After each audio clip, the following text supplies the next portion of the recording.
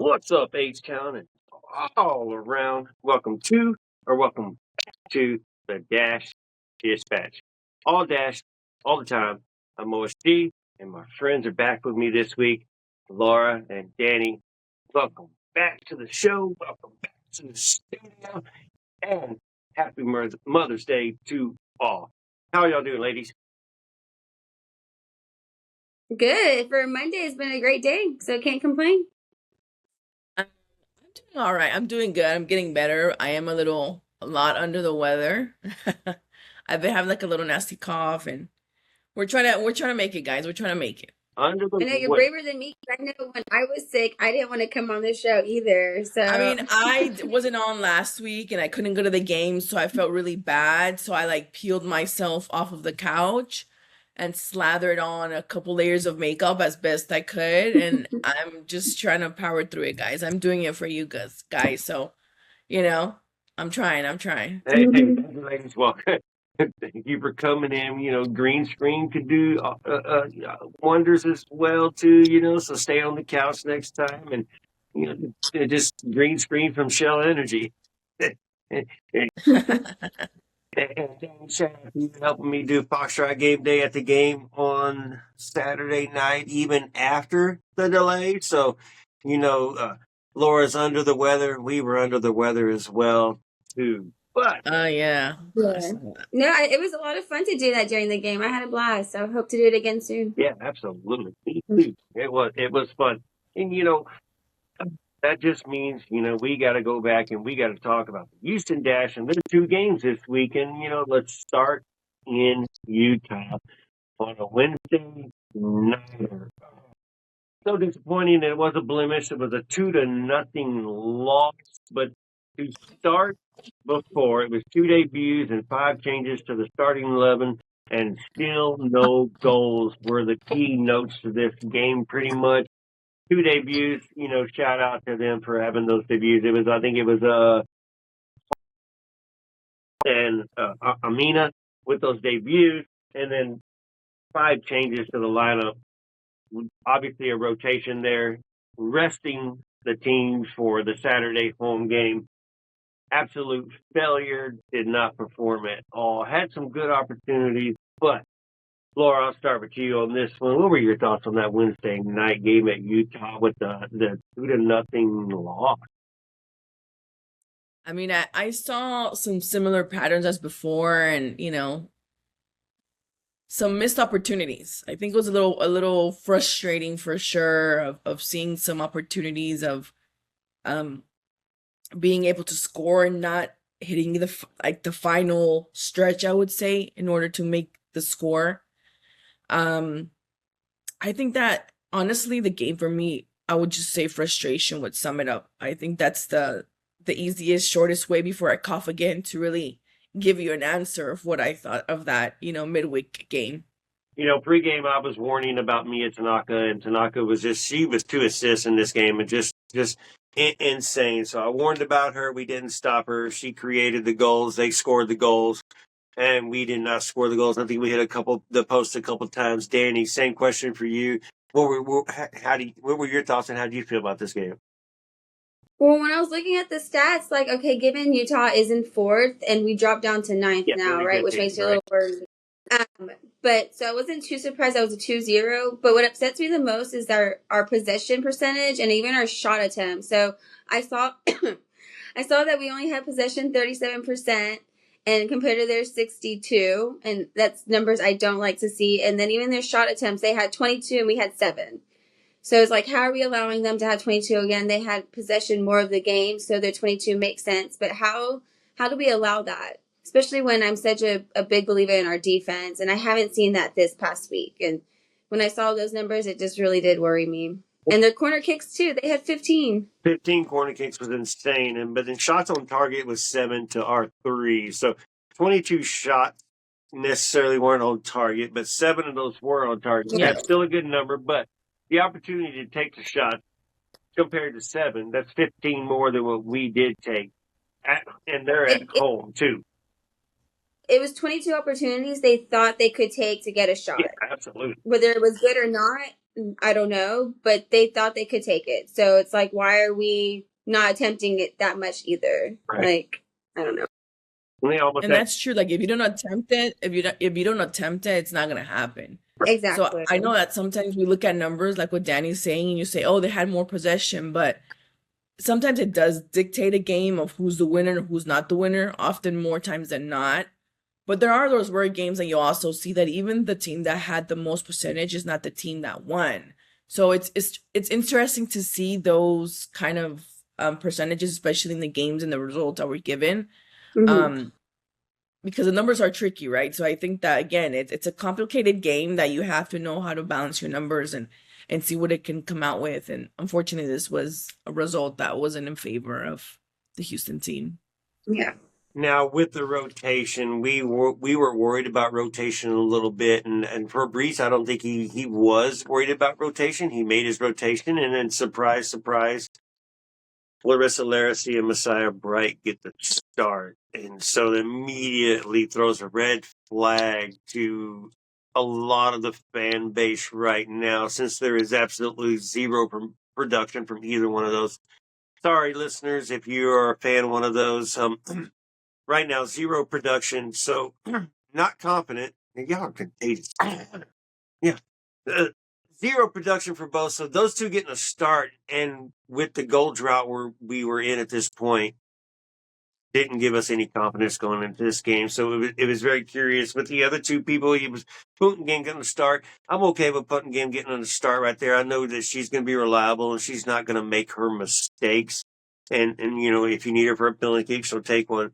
And then Kate Harden was her debut with the start playing center mid.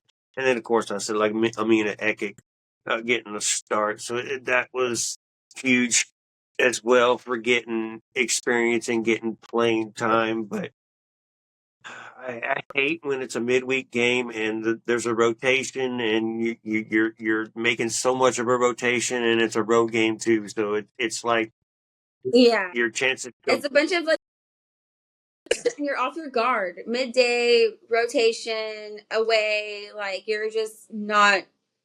I don't know. You're not doing your normal routine, right? Yeah. So, Laura, do you? Yeah, it's tough. Yeah, do you? From a coach's perspective, even from a fan perspective, do you like that? And it's hard to understand because you probably are the closest one to see the team aspect of it from day in and day out.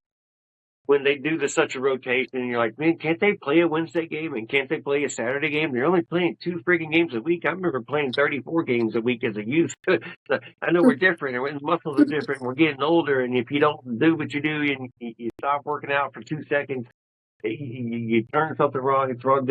But did you agree with let's just call it an absolute rotation that Fabrice pulled on Wednesday night?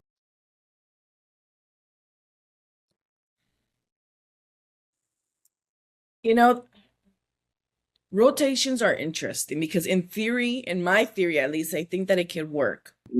Because if you have a team that's really, really like with players that all know what they're doing and they can be put in at any time is like a coach's dream, right? And we've seen this a lot in like a national team kind of level.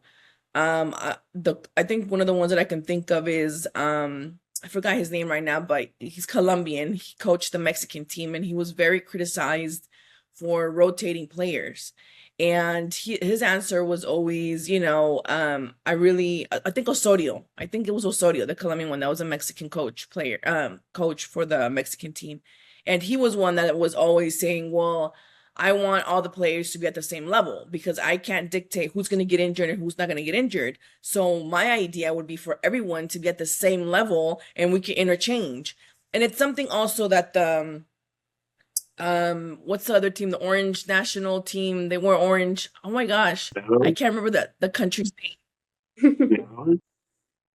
Netherlands. Yes, thank you. You see, I'm taking drug, guys, for the cough. Don't blame me for anything I say today. We'll call it medication, okay? Not drugs. Medication. Yes, you're right. I'm sorry, guys. Don't do drugs. Do medications by your doctors, or pharmacists. I don't know, but I think that the Netherlands is.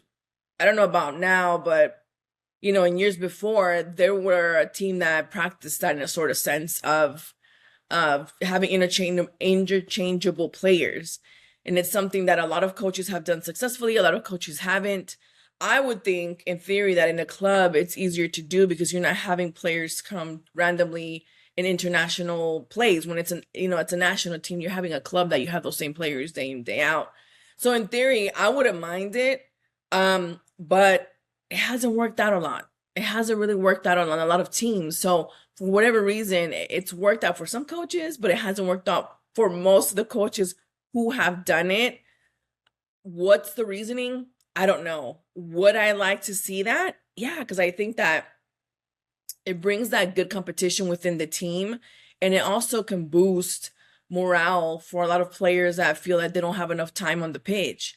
But it's tricky, really tricky to really find the balance as a coach to see if that really is going to work out for you. Because, I want to say all the players have the talent. That's why they're, professional players. But you can't say that there's players that just naturally have a little extra that makes them indispensable in a team. So that comes into play too. So it's a very loaded, complicated answer. Well, I think at the end of it, you want to just feel supported, right? And I think Fabrice was trying to do that even last season. He wanted all the players to kind of know the position. So in case they did need to be interchangeable, they could hop right in. But even with Denver this last Saturday, OSG and I were talking about it, that we just didn't see that teamwork, I guess. Yeah, but so Laura, to counteract, he's not doing a rotation on a game to game basis. He did a rotation on a midweek game, and he likes his starting 11. So that rotation comes in, and the chemistry, as Dani mentioned earlier, it goes down immediately.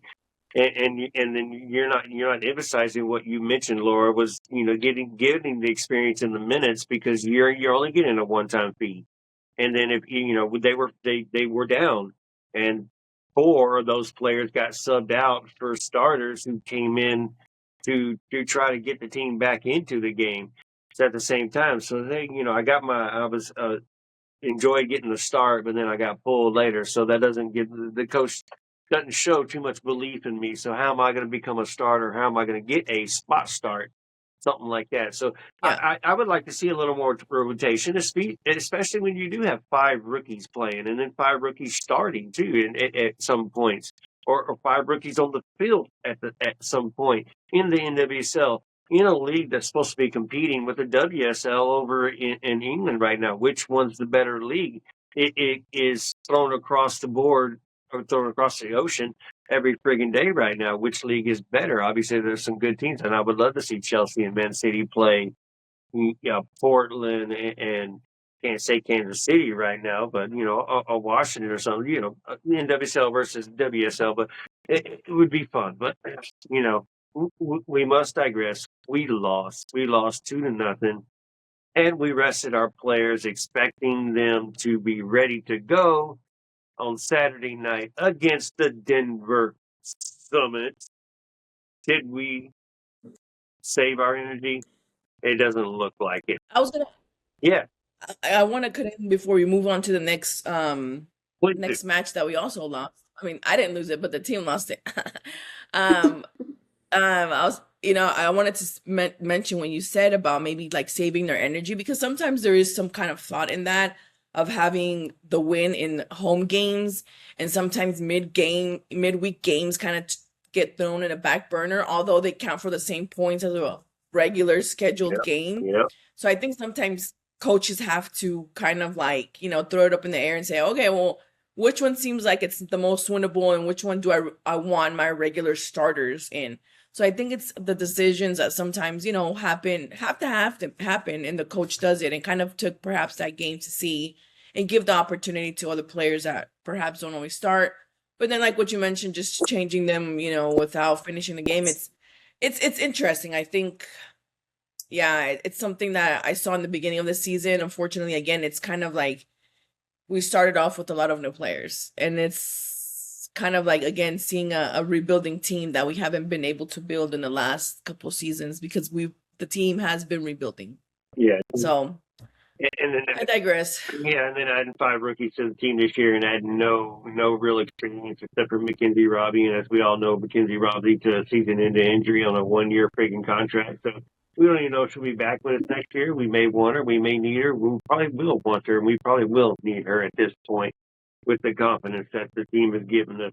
But also, one last thing, that's the bad news bears coming in. They were rolling and banging at the friggin' door right here for the last little segment of this game against Utah. Kiki Van Zetten gets subbed in. Kiki Van Zetten gets subbed out. Kiki Van Zetten goes down with a harsh injury, and we will most likely not see her back until after the break. So she is, let's just call it 99% sure that she is out, and we won't see her again. Hence, as we played against Denver and the lineups were released, Kiki Van Zetten was listed as out. Then we played the game, and we got our butts handed to us. But it did take an hour and a half delay. And,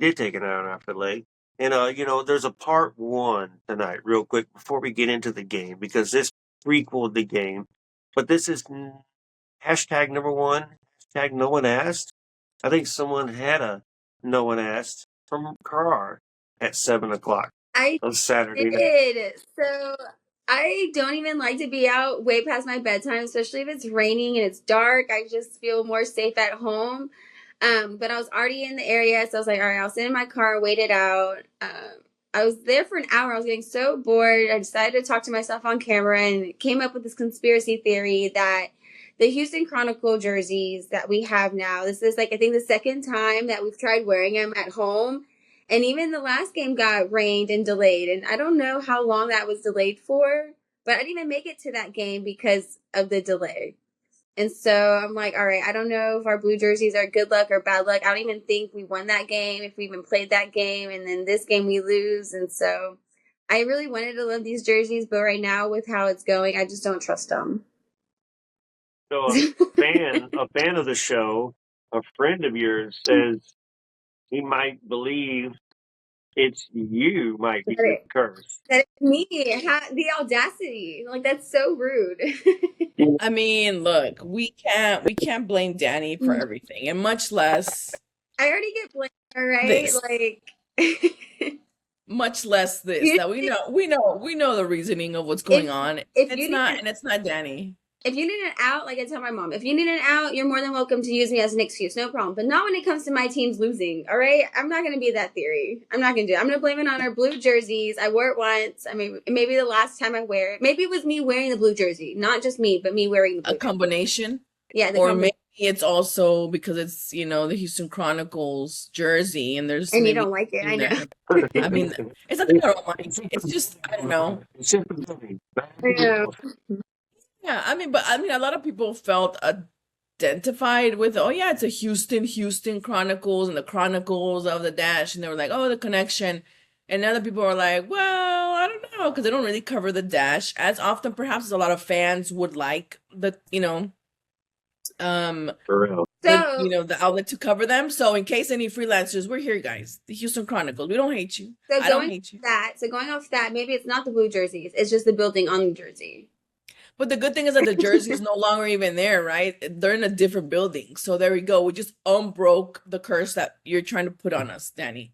Or that people are trying to put on you. I don't know. That's just my theory. We still lost. If we were to get in this season and it doesn't rain out and it doesn't delay and we win, then, that's when the combination of everything, that it was raining, it was delayed, the jersey, the building. I wasn't there. You weren't there. I was sick. Yeah. So it's just...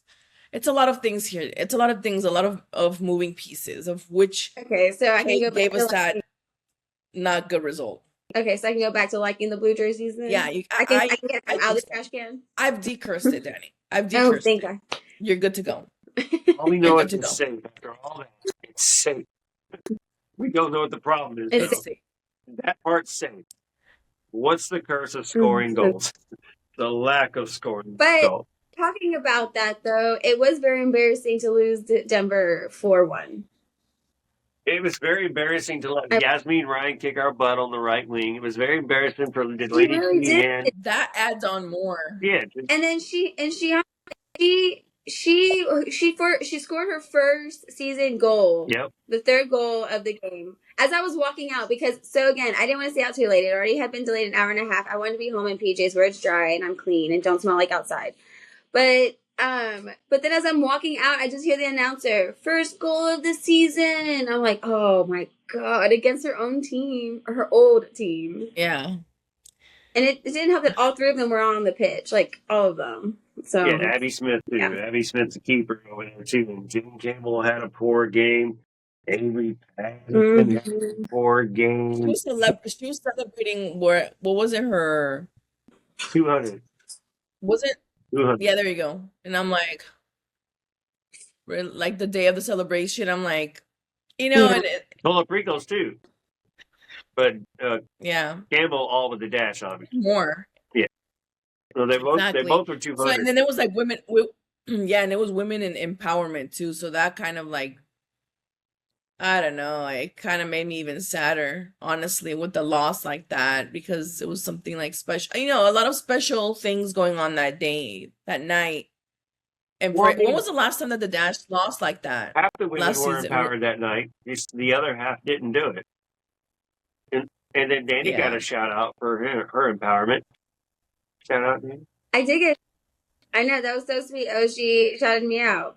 So, I know. It's fine poster, but I didn't write on it.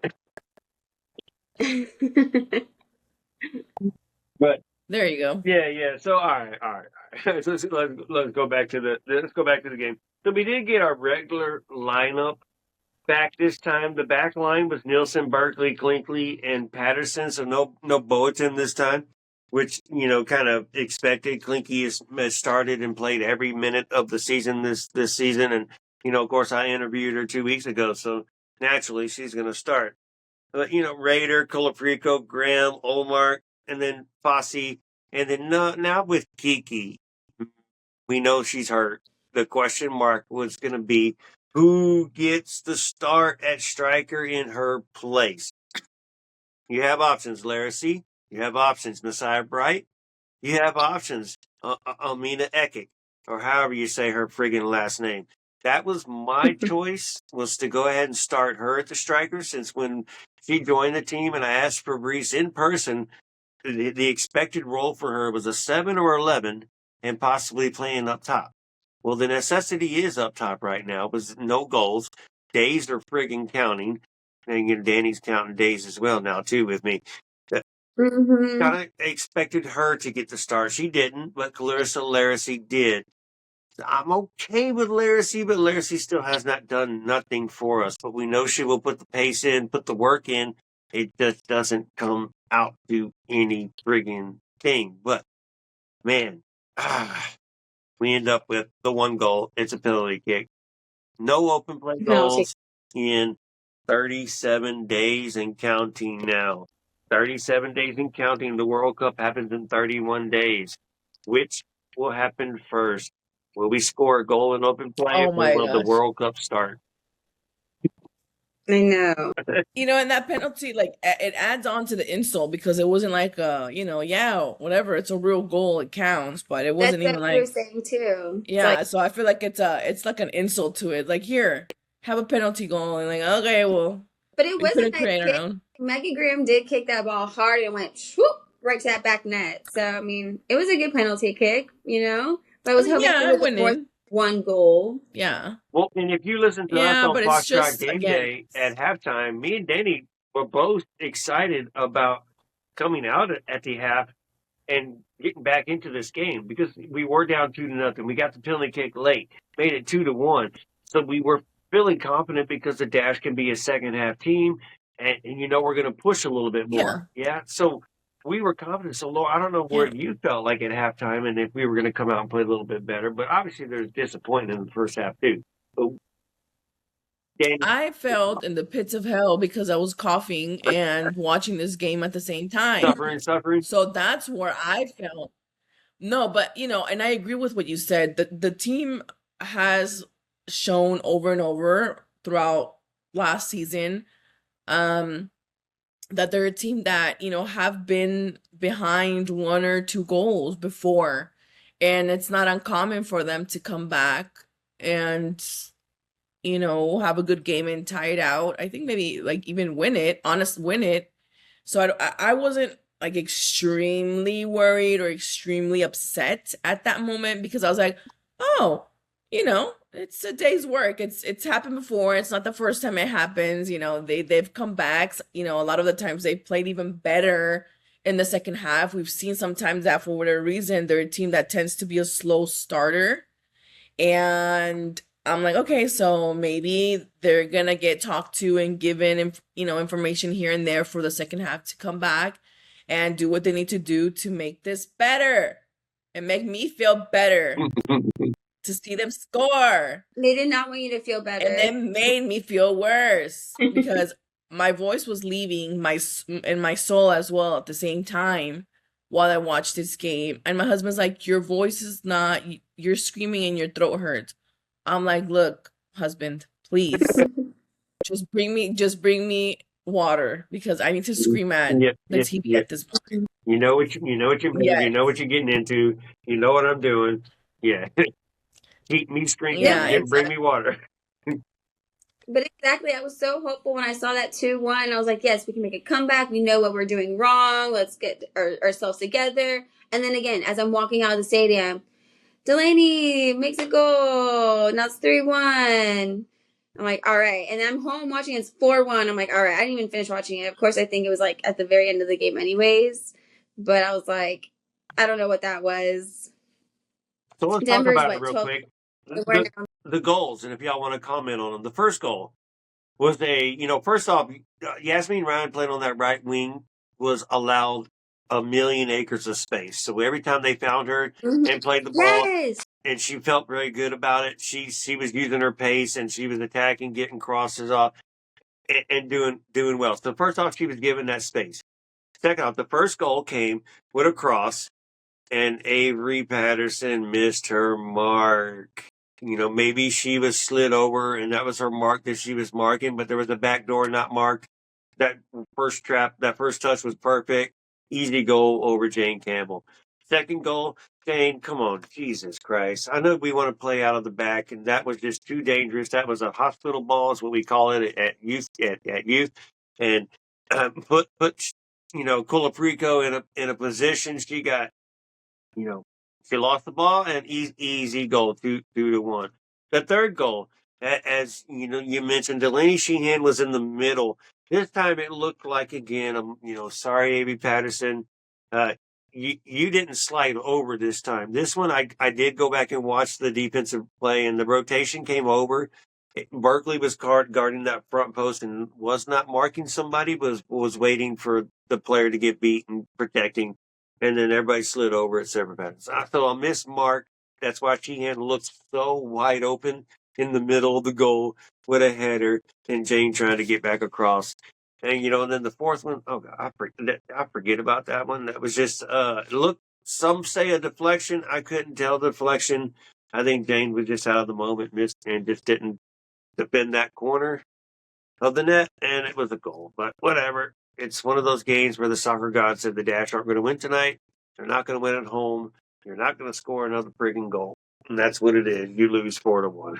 And then that's when we go back and say we can't always rely on Campbell either. No. Especially just when they played a Wednesday game and she had to be on her top too. So what did I ask you in the pregame? Jane Campbell cannot be our heroine, right? Yeah. Well, and I think that's what it was. It's not fair. Yeah, it's not fair to her because a lot of people, and this is something that I tend to discuss a lot sometimes, like when I'm watching soccer with like my male cousins or like my uncles, and they're like, cussing out the goalie. I'm like, bro, he's like the last man of defense. Like it's his job to like stop it at the end. Yeah, but if it's continuously passing time after time after time, like you have to take a look at what's the issue, because you have all these players in front and they're, these other players for whatever reason are passing through all those lines of defense and they're coming down to that one player. Like you can't expect that one player to always stop it if the other ones keep letting those balls come through. And so it's something I think it's important to mention. Yeah. And I was in like the one of the corners, and I was just seeing them pass the ball so nicely in between those big gaps. Our players weren't eager to go interject or get it back or anything. They were just letting it go. I know I was mentioning to OSG number 7, AO okay, something like that. Number 7, the hustler. She would get in your face. She didn't care if she was making you work for that ball to keep it, to get it moving, and that's the energy that we need. And I just don't see it. And then Fabrice did mention in the press conference afterwards that, credit to Denver, blah, blah, blah. But, on us pressing, our press wasn't pressed enough. We weren't close enough to the people that we were marking and allowed the space and allowed them to get out a little bit too easily. And Denver was on point with their press. They were closer, and then their press was pressing. That's what a press does. So our press forgot the last two S's in the press, and we were just pre. And that's where the mistake come on defending it. And Denver brought their game, and this was totally unexpected. I mean, totally. Nobody But predicted. I feel like I've seen this pattern in other games too, where we get the ball, one of the players gets possession of the ball, and you see 4 players immediately going to her to block her from passing it or doing any moves. And we don't do that. We kind of just wait and see where the ball may fall into our lap kind of situations. And so I do see a little bit more eagerness in other teams than in our own team. All right. Yeah, I could see that. I could see that. And for me, sometimes it's like and I think that's something that I feel like that we lost with Barbara Olivieri. I honestly feel like that's something that we lost with her because she was a player that no matter what the score was, like that pressure, that constant, relentless pressure was always there. Like, and and I feel like we don't have that style of player that sometimes very much needed. That you're like, okay, calm down. You're like, maybe it's gonna be a yellow card, but sometimes you need that to wake up the other players. Yeah. That's what a lot of the game kind of reminding me of what we're still kind of lacking. Where is the dog? Where is the belief? Where is, I posted a picture with several kind of, emotions tagged to it on Instagram and on Twitter, and that's the feelings of the fans right now, and is what they're feeling, is what I'm feeling. I'm confused. There was belief. They showed belief. We take an international break, and now there is no belief. When they talked about belief, and now there's they still talk about it, but they're not proving Yeah. it right now. And hashtag prove it was the goal.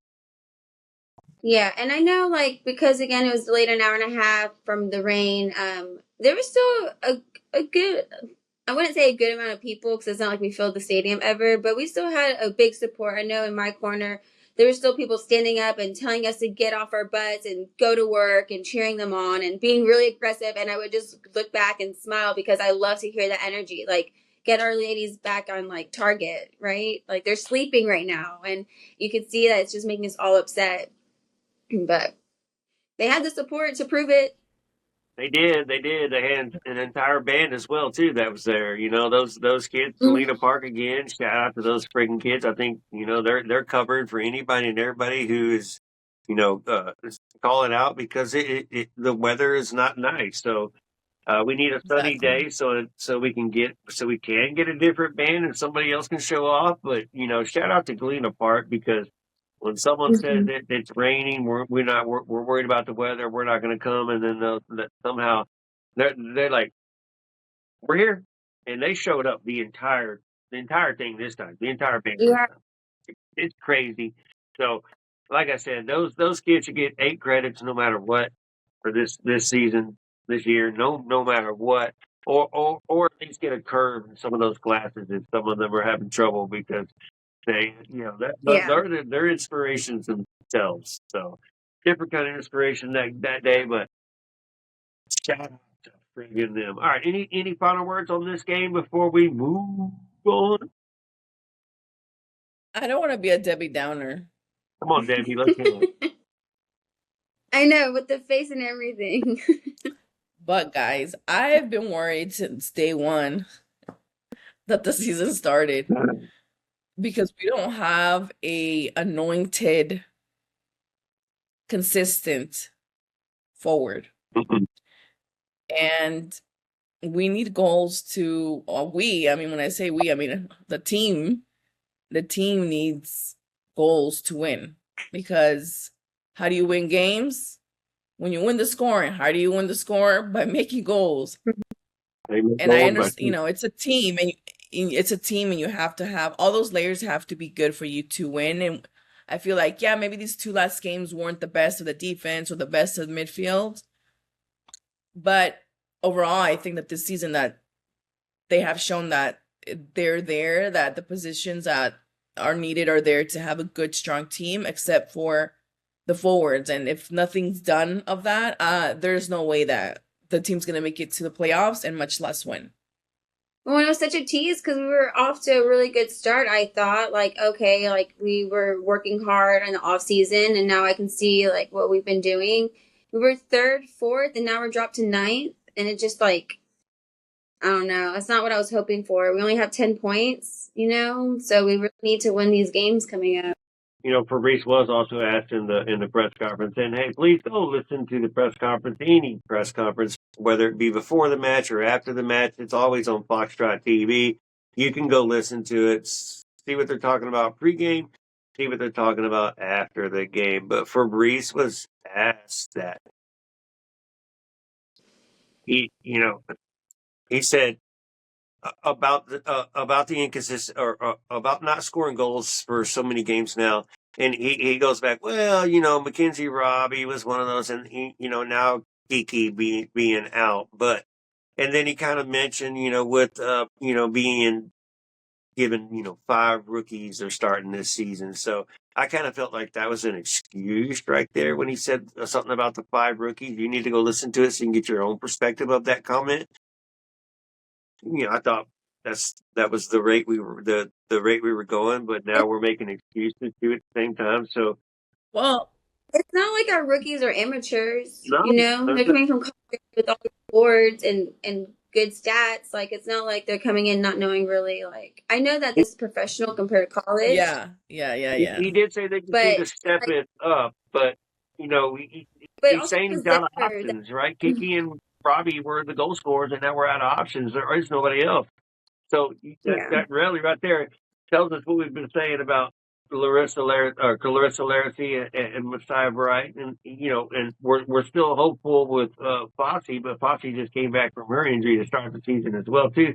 So you don't know where the goals are going to come from, and don't know. But I took it as that was making excuses instead of we need to be better in the box. We need to take our chances when we have them. We need to try to create more. If we're not doing that. And I have another question for you, but I feel like you do have another comment. But I mean, look, he's a coach and he's talking to the media, and he can't express all the. Yeah, that's what I'm saying. He's always one of the coaches that really talks, but we also have to, understand that at that moment, emotions are high after a game. Just like our emotions as either fans or as reporters, and when you want to ask all these questions or you have all these thoughts, and imagine being the coach behind that and you're the team that lost like that. So I think that of course he has to process all the emotions and everything that went into that game and what went wrong, because I mean, what went right, really, honestly, nothing went right at the point. I mean, well, maybe they didn't get scored on more. I think that's what went right.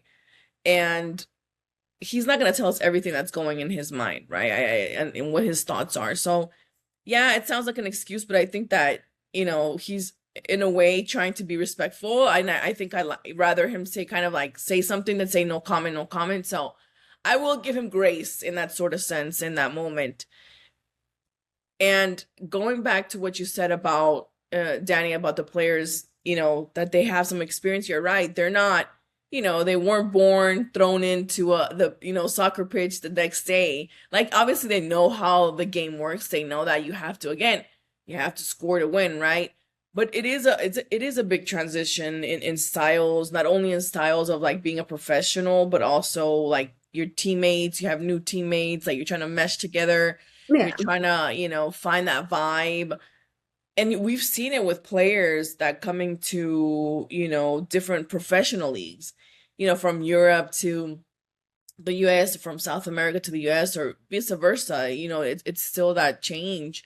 So, it's something that again, I from the beginning of the season was like, oh Lord, like I wasn't as positive, I guess, as you guys. I was happy that I was like, okay, they're proving me wrong. Because honestly, I was like, I am worried. I am worried, one, because of the new players, and it's not because I don't believe that they can do what they need to do, but it's just knowing that there is a period of adjustment as a rookie, and also a period of adjustment within the players that are in the dash already with those rookies and being Yeah. so many of them, right? So, and again, and not having that superstar that you would say, quote unquote, of the goal scorer. So for me, there was a lot of things in the back of my mind that were worrying me that are now coming back to light to show me that, hey, you were right, Laura. Look where we're at. Like, Yeah. That's why I guess I didn't like the way he was using like rookies as an excuse. Like yeah, you yeah, said, yeah.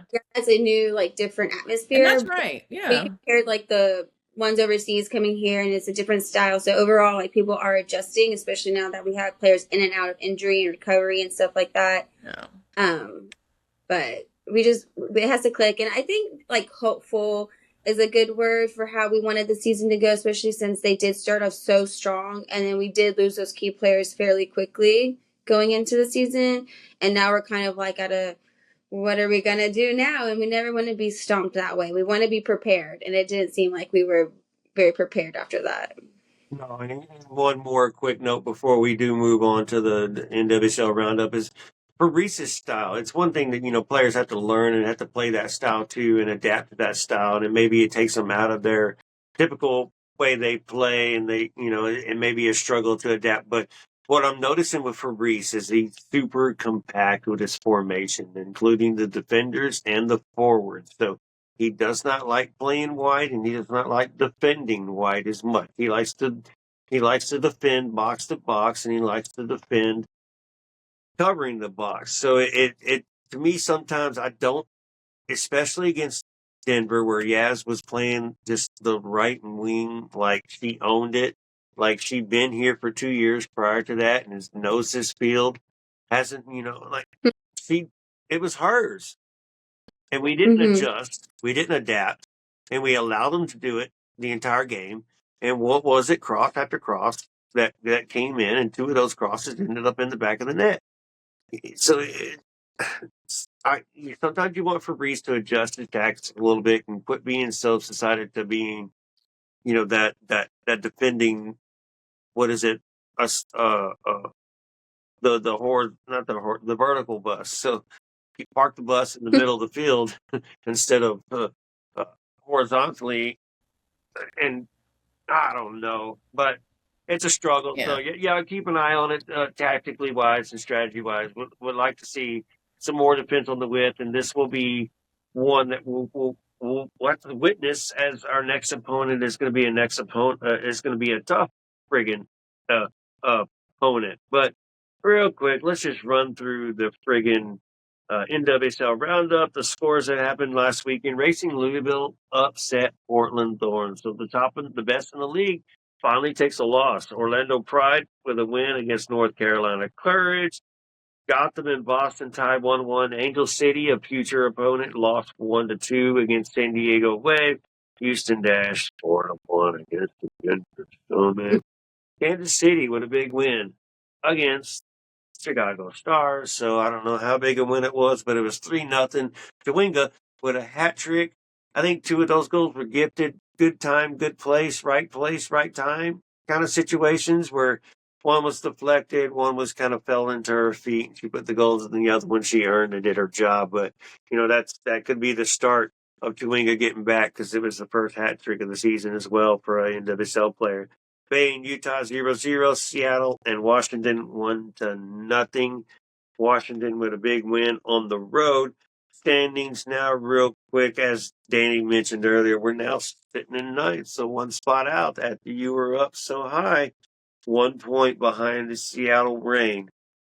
So that'll, and it's 9-9-9-10-10. So Don't make sure you fall too far. That's going to suck if you continue to fall. Can't score goals. What are we, 37, 38 days into it now? It sucks. But NWSL Roundup, anything stand out to y'all? Anything y'all want to talk about before we move on to our next opponent, the Kansas City Current? No, but looking at that 3-0 against the Stars does make me nervous. I know they're 15th place and we're 9th. But with KC being our next opponent, like, you don't want them to have just coming out of a game 3-0, and we're coming from a game of a 4-1 loss. Yeah. And KC is no joke, because, I mean, we know what they did last season, right? We know what they did last season, and technically they are in 6th still right now, so they still have improved after the slow start that they had this season. So don't expect them to be light work, especially in their stadium. They're going to have a sellout. They love that stadium. They love to show out for their stadium. So this is going to be a tough road game on Friday Night Lights. I don't know what to expect, but Chewinga's on the left wing, which means that's Avery Patterson's side. So Avery Patterson's going to be under fire for the most part. It's going to go what Fabrice wants to do. He can switch the backs, put Boateng on that side. He could put Blinky on that side. He could put Paige Nielsen on that side too. He could. There's a lot to do. I don't know. But it'll be a good question mark. So, what are y'all thoughts on this game Friday night? What are your expectations? Either one of you, go ahead and throw it out. It's not looking good. I'm just going to say I have no expectations, respectfully. Because I've been saying that about the Astros, too, as I'm watching them. Oh, my gosh, please don't even... Look, I'm wearing their... Look, I don't... So right now, my theory is I'm just going to enjoy what's unfolding in front of me. And if it's great, then I'm happy. If not, then I didn't get my hopes up way too high. Because I don't want teams. I want to always love my teams. And so... I always love Look, I was like, what do I wear? And the closest thing that I found was the Astros jerseys. And I was like, well, I guess I'm going to have to wear this. But watching the game right now, Dani? Yeah, I am. Yeah, so it's 2-0. No, it's not. Yes, yeah. Oh, did they just score? Well, just watch. Is my TV behind? Because I haven't gotten a notification on my phone either. And usually I think my phone's faster than my TV. What's the score? It's 2-0. No. At the third. Oh, Seattle just scored. See, from Rodriguez. Yep, I just got it. My phone came and it just a homer. Yep. And that's because I actually like Julio. He's a little shit. He's like, gives me little brother energy, and I just love it. Center field, and I love center field. That's my favorite position. But what the heck?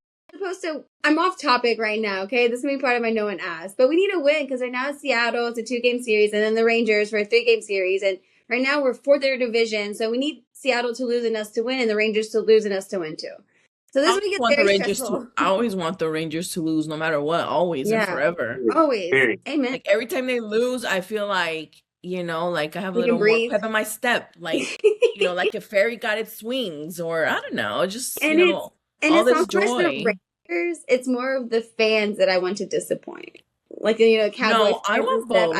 And the ownership of the Rangers is not it either. Like, the little racist stuff, like, that's another added layer to my dislike and disgust with the whole Rangers anyways.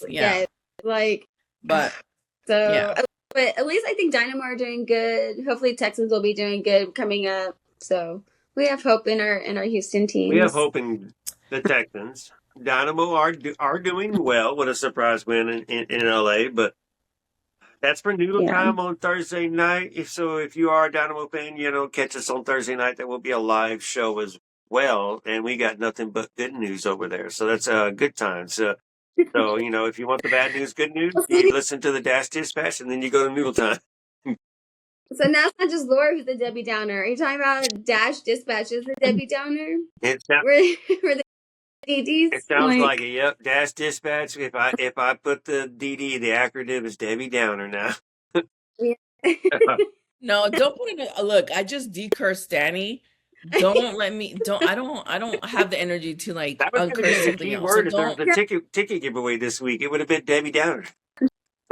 Oh my Oh god! my I'm gosh. gonna bring my sage to the game and just like sage the bathrooms and just don't mind me if I'm skipping with my. I'm gonna like, hey mom, you want to bring your rosary? Come on. Okay, Oh, I my would mom definitely totally. be recording as Dani gets fire extinguished and tackled. How do you think? Hey, wait, no, Laura. How do you think I got my sage?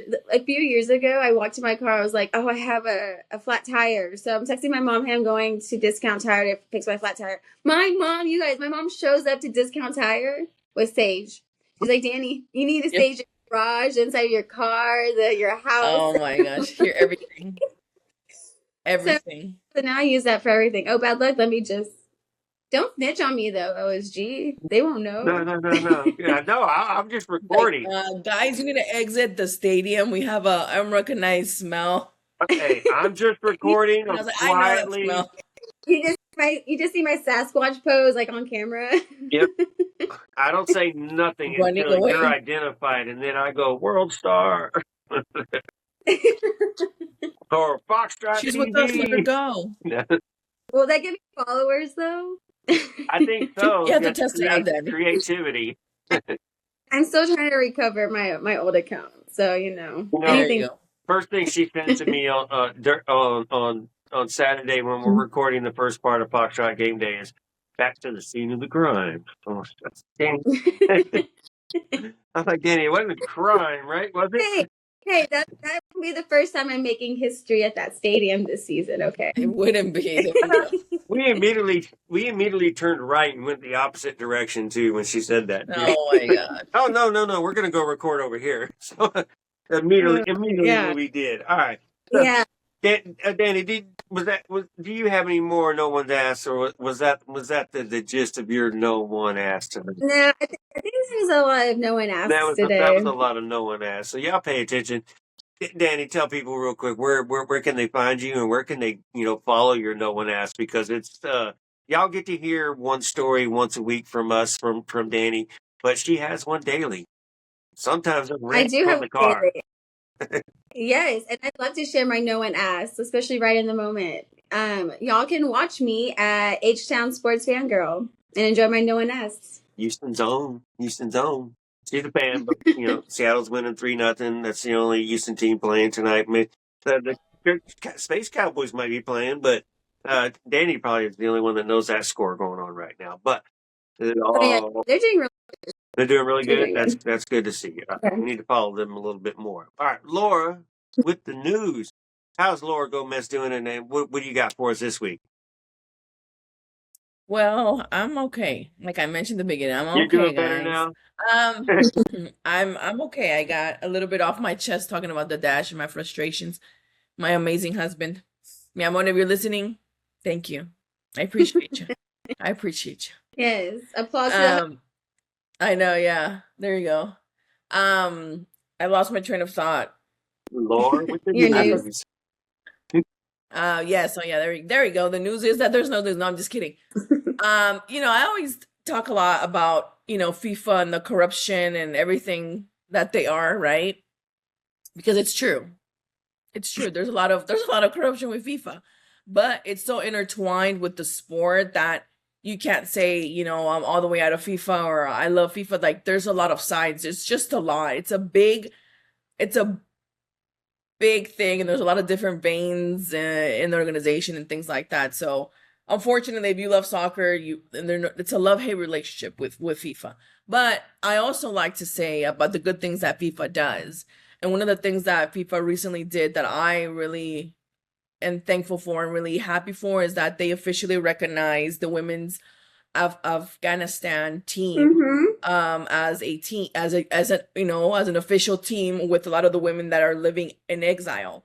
So that's a huge and major move for women's sports because these women hadn't been able to have like a team officially since the Taliban again took over the country. So for me, I think that's something that's important and really contributes to the growth of the team of this team and women's sports in general, especially in areas that the women's sports is still oppressed and it's illegal in a sort of sense, right?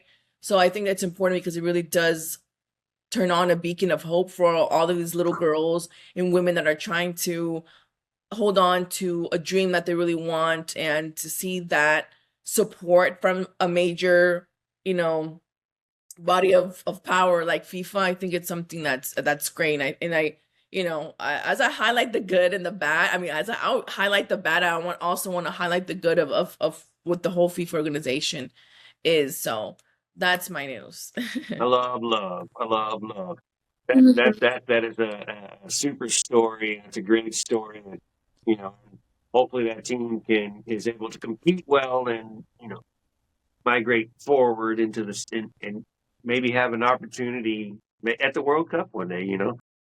We'll see. We'll have to follow them. We'll have to check them out and see how they do in their newly found history right there. So shout out to the Afghan ladies. Or well, I don't even know what is their. I don't even know what their team name would be.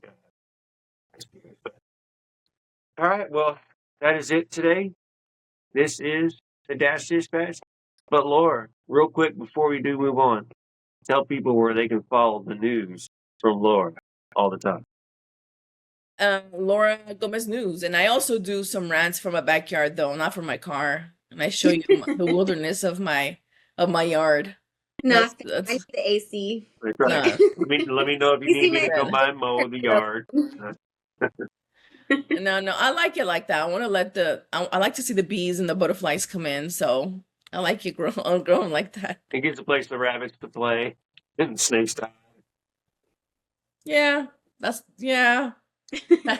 I'm in the country too, so same thing. Same thing. But yeah, I like that. All right, y'all. There it is. The Dash Dispatch, as we said, Dash play on Friday night against the KC tournament. So we'll have another show next week on Monday night, released on Tuesday morning. Probably gonna have a guest on with us, so y'all stay tuned from Angel City, and we will probably jump on their show as well. So we'll let y'all know where to listen and where to follow, where to hear, and get prepared for that game as we come back home for some games next week, man.